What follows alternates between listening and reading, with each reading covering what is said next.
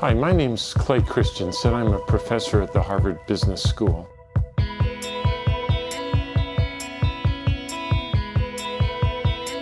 I brought with me a set of puzzles, all related to innovation.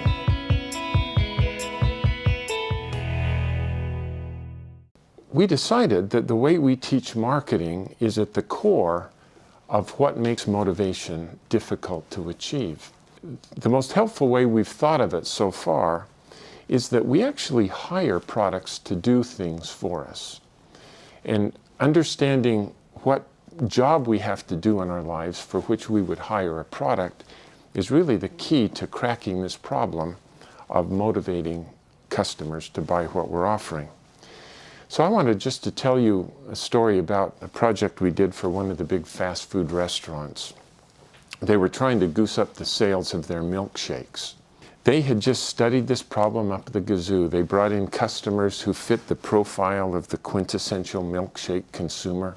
And they'd give them samples and ask, could you tell us how we can improve our milkshakes so you'd buy more of them? Do you want it chocolatey or cheaper, chunky or chewier? They get very clear feedback. They would then improve the milkshake on those dimensions, and it had no impact on sales or profits whatsoever. So one of our colleagues went in with a different question on his mind, and that was, I wonder what job arises in people's lives that cause them to come to this restaurant to hire a milkshake. So we stood in a restaurant for 18 hours one day and just took very careful data. What time did they buy these milkshakes? What were they wearing? Were they alone? Did they buy other food with it? Did they eat it in the restaurant or drive off with it? It turned out that nearly half of the milkshakes were sold before 8 o'clock in the morning. The people who bought them were always alone. It was the only thing they bought, and they all got in the car and drove off with it. So to figure out what job they were trying to hire it to do, we came back the next day and stood outside the restaurant so we could confront these folks as they left, milkshake in hand. And in language that they could understand, we essentially asked, excuse me please, but I got to sort this puzzle out. What job were you trying to do for yourself that caused you to come here and hire that milkshake?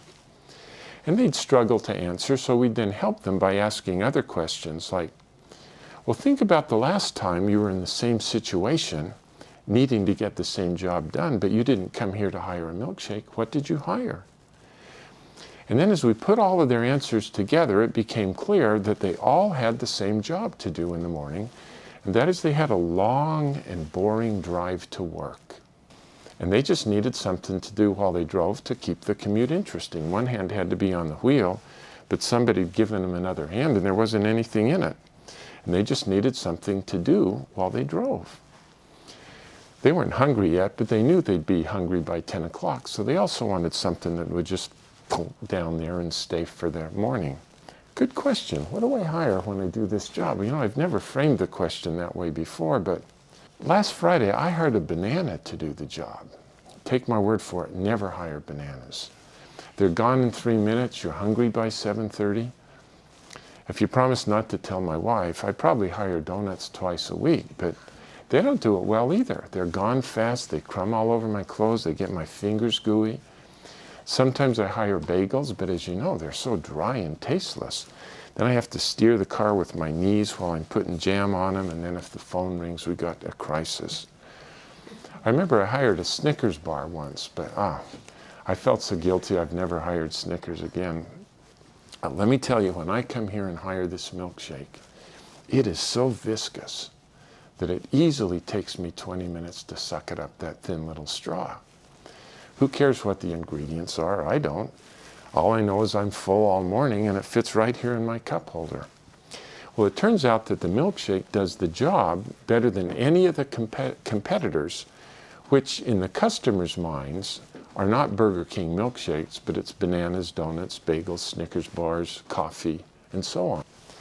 But I hope you can see how, if you understand the job, how to improve the product becomes just obvious.